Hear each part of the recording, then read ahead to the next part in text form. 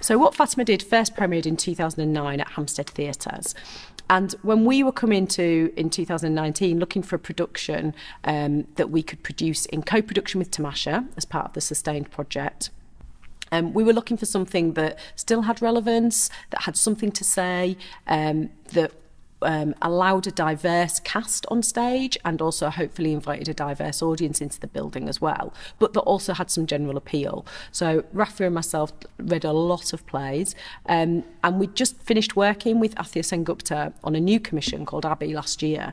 And I think we both felt that Athia's kind of political approach to things is really interesting, but she does it in a really accessible way. It doesn't judge, it's not didactic, it doesn't tell you what to think, but it does allow you space to think about some really meaty questions that we're all facing in today's society.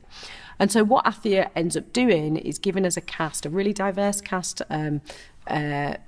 with lots of different views of one particular cultural event.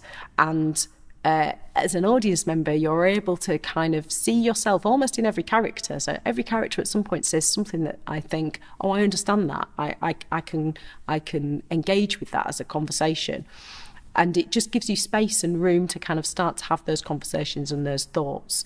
So, yeah, so that's how the play came about.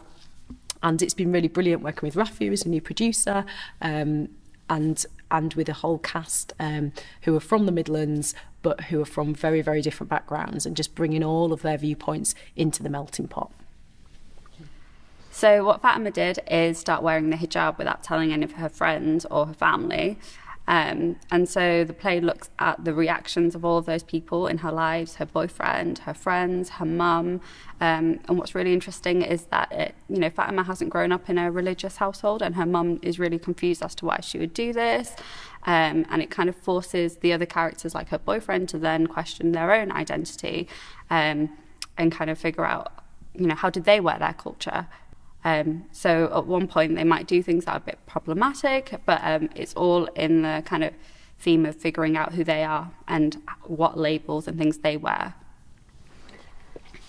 So the play sometimes gets described as thought-provoking or maybe provocative, but I think what that means is really that it's not challenging in the way that it demands an answer from you. It just gives you space to consider and to think.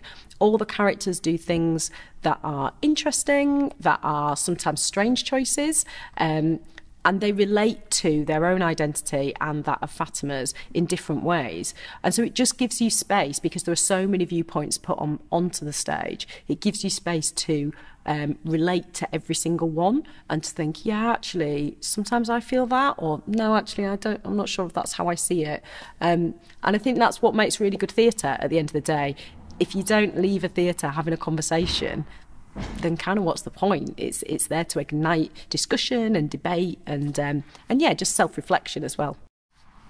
So whilst we've been in rehearsals, the cast have had lots of discussions about their own faith and their own identity and culture and where they're from, and kind of the labels that they have chosen to wear, and kind of if there's somebody who is like Fatima in their life, what they might think and feel and say about the show, because we never actually hear from Fatima herself.